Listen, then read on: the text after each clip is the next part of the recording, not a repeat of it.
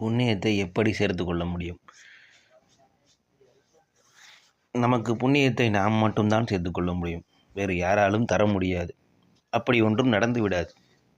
ஏனென்றால் நாம் செய்கின்ற அனைத்தும் நல்லது கெட்டதும் அனைத்தும் நம்மால் தான் விளைகிறது.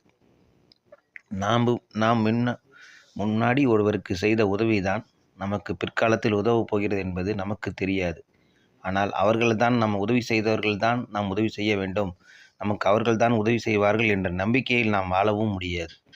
ஏனால் நாம் செய்த உதவிகள் இறைவனிடம் பதிவாக்கப்படுகின்றது.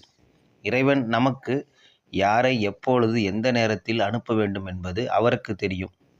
அவர் அந்த நேரத்தில் உதவி செய்வார். உதாரணத்திற்கு நாம் ஒரு சாலையில் செல்லும்போது அடிபட்டு விபத்தில் கிடைக்கிறோம் என்றால் இறைவன்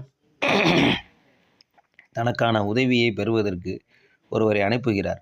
அவர் உங்களை காப்பாற்றி உரிய நேரத்தில் அதற்கான சிகிச்சையை கொடுத்து உங்களுக்கு தேவையான பணத்தையும் கொடுத்து உங்களை காப்பாற்றி உங்கள் உயிரை காப்பாற்றி தந்து விடுகிறார். இதற்கு காரணம் நீங்கள் ஏற்கனவே முன்பே செய்த யாருக்கோ செய்த ஒரு உதவி தான் உங்களை மீண்டும் உயர்த்தெழுக வைக்கிறது. ஆக நீங்கள் எப்படி செய்தாலும் எப்போது செய்தாலும் அதன் பலன் கண்டிப்பாக உண்டு. அதுபோல பாவமும் புண்ணியமும் அப்படிதான். நாம் எதை அதிகமாக சேர்க்கிறோமோ அது நமக்கு வரும். ஆக எப்பொழுதுமே எதுவுமே உடனே கிடைத்துவிடாது என்பது இதற்கு ஒரு அர்த்தம் உண்டு. அது என்றால் நம்ம அனைவருமே கடைகளில் அந்த காலத்து முறைப்படி காய்கறிகளை வாங்குகிறோம்.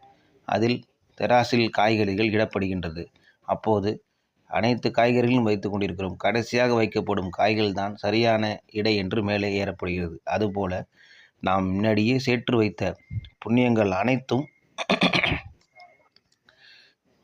ஒன்று சேரும் பொழுது தான் அது மேலே செல்கிறது. அதுபோல நாம் சேர்த்து வைத்த புண்ணிய பதிவுகளும் அப்படித்தான். அப்படி சேர்க்க சேர்க்கத்தான் இறுதியில் நாம் கிடைக்கும் பலன் புண்ணியமாக மாறிவிடுகிறது.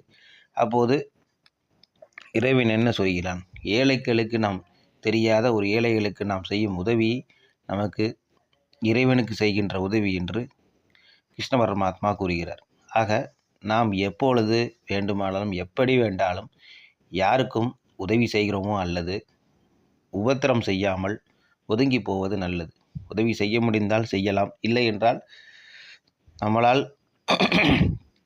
யாருக்கும் துன்பம் அளிக்காமல் சென்றாலே அது நமக்கு புண்ணிய பதிவுகளை அதிகமாக்கிவிடும் என்பதை நாம் புரிந்து கொள்ளும். இதைத்தான் மகாபிரியவரும் பல வகையில் கூறுகிறார். நன்றி, வணக்கம். மீண்டும் அடுத்த பதிவில் சந்திப்போம்.